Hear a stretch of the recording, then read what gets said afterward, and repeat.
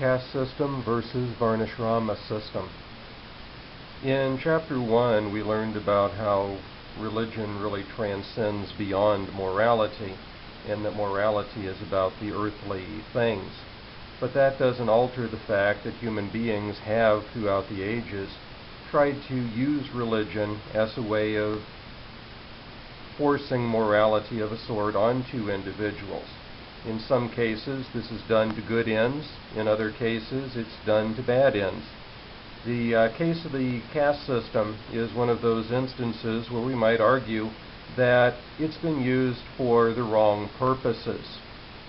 Now, if we were to go back to the original concept of the Varnasrama system, as was laid out in the Bhagavad Gita, then we wouldn't have a difficulty. The Varnasrama system would be a good, positive tool for us to use, and a necessary tool. But, like many things, human hands have taken that concept and they've corrupted it, they've transformed it into something that it shouldn't be. And that is the modern or present caste system. On the screen here you see the four traditional castes: the Brahman, which is the priestly caste; the Kshatriya caste, that of the warrior or the soldier, such as Arjuna, who we looked at before; the Vaishyas, who are merchants or businessmen; and the Shudras, who are your common laborers and workers. Those four castes, over the course of time, have become very strict. They've become very rigid. And so much so that a person is born into a caste and they're expected to live in that caste their entire life. They are, by the modern caste system, they are born into that situation, and there really is no escape from it.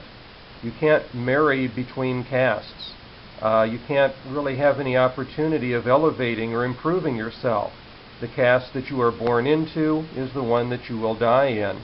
And the only hope of elevation is to take you from one level to the next in a future life. You know, as we go through the process of reincarnation, you could be born into, say, a Vaishya camp, and if you live according to the basic rules and do everything right, gain a lot of positive karma, you could be reborn back into this world perhaps as a Kshatriya. And then the next time, maybe, you could find yourself born as a Brahman, and then finally find your liberation. But that transcendence from one level to the next could only happen from one lifetime to the next. There was no chance in this world. But that is not the way that the original Varnasrama system intended for it to be. It was not meant to be based upon birth, but based upon ability, based upon where you're best suited, what job you're best capable of doing in order to succeed. Now, as a member of a particular caste, like Arjuna was a Kshatriya, he had a duty to fight. And that was a necessary thing to fulfill that duty. And each one of us has our own caste.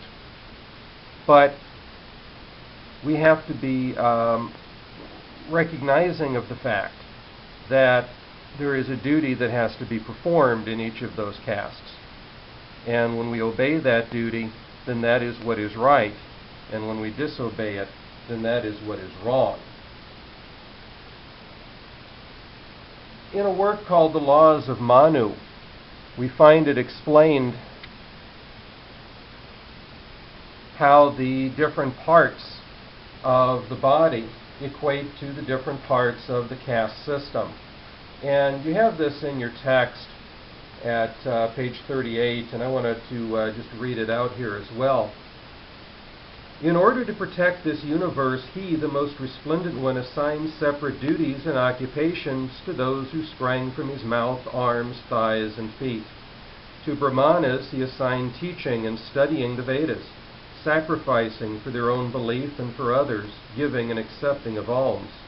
The Kshatriya he commanded to protect the people, to bestow gifts, to offer sacrifice, to study the Veda, and to abstain from attaching himself to sensual pleasures. The Vaishyas to tend cattle, to bestow gifts, to offer sacrifice, to study the Vedas, to trade, to lend money, and to cultivate land. one occupation only to the Lord prescribed to the Sudra, to serve meekly even those other three castes. So just as we find that the body has various parts, the head, the arms, the legs, the feet, so too does society have its different parts. It has its intellectual class, it has its warrior class, it has its skilled artisan class, it has its laborer class. And society can't really survive without all of those parts working together. So the whole concept of the Varnasrama system in and of itself is right. But again, this was never meant to be something that trapped you in a position for life. The caste that you end up with is the one where you're best able to succeed. That's the way it's supposed to be. That's the Varnasrama system.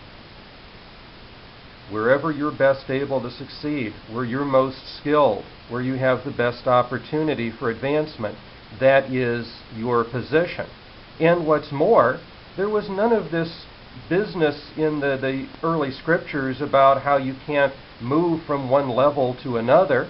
Of course, you can, if your interests find yourself taking you to a different area, you have that ability. Just because your parents are Vaishyas, let's say, that doesn't mean that you yourself could not be better suited to be a Brahman. And there was no reason why you couldn't make those movements or maneuvers. But society twisted that into the caste system, and it introduced ideas that were not there within the original teaching. And this was used basically to trap people so that the individuals who had the authority, who had the power, they remained in that position. And the ones who were in the lower positions, the workers, had no opportunity of advancement. It was misused for that reason. And what's more, in the modern caste system, there is a group of individuals who have become known as the untouchables. This was never part of the original Varnasrama system. But those so-called untouchables, or what Mahatma Gandhi referred to as the Harijan, or God's children, those individuals become the lowest of the low. They are below any part of the caste system. And those individuals are the ones who do the most dangerous, the most filthy, the most vile labors, so that the rest of society doesn't have to. They are virtual slaves within that culture. But again, this is a modern aberration. The real caste system, the Varnasrama system, didn't have those elements.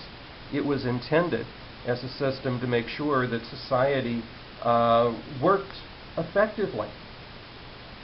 And that was its basic reason. That was its basic purpose.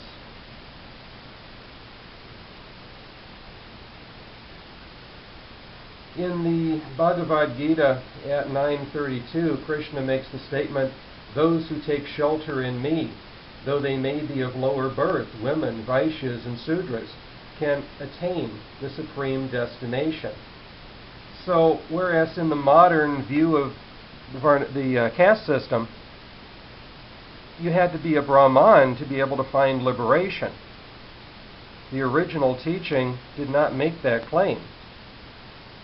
The original teaching said that anyone who took shelter of, who surrendered in God, would be able to attain that liberation. So it really is a terrible aberration that we deal with.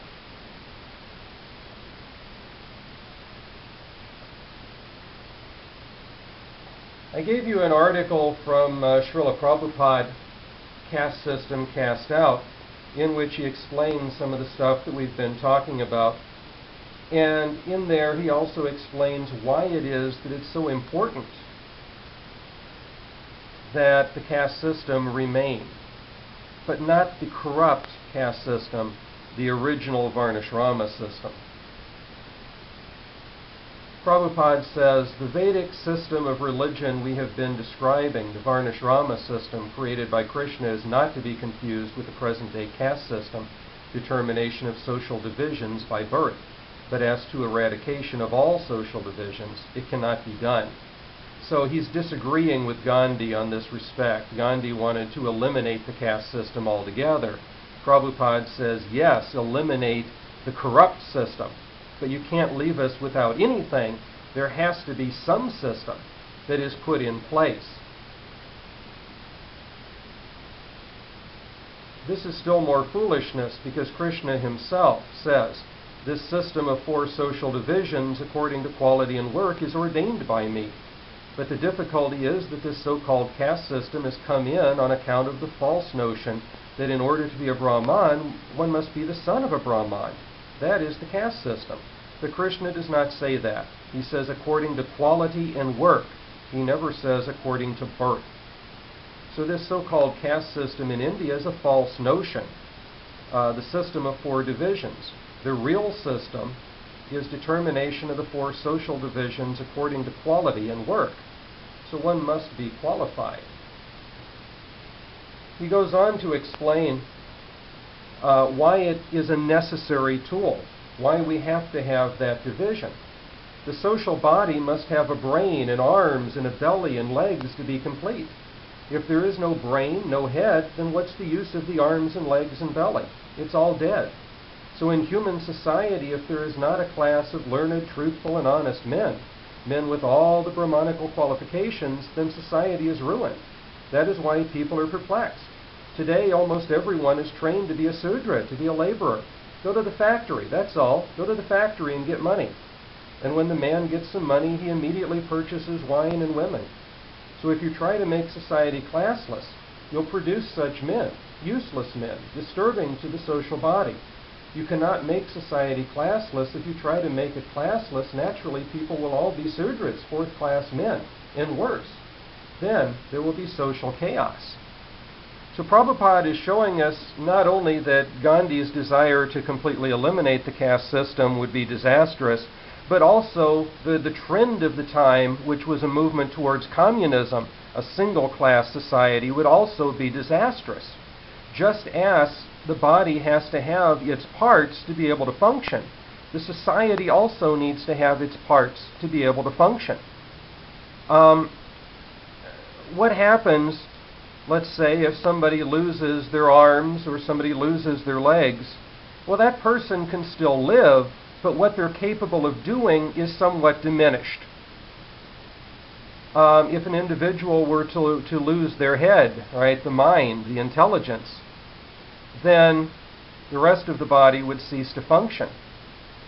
So you need to have the mind to be able to think.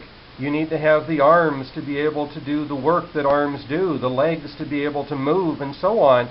Those parts are all necessary for the completeness of the whole of the body. And it's the same in terms of society. We have to have an intellectual class that can guide us. We have to have a warrior class that can keep us safe. We have to have skilled, trained individuals to do those types of jobs. We need to have the common laborers as well to do the things that are necessary for us. So we cannot just get away or throw away the whole idea of caste or class. We need it. But we should follow the proper Varnasrama system. That's what's ethical. That's what's morally right.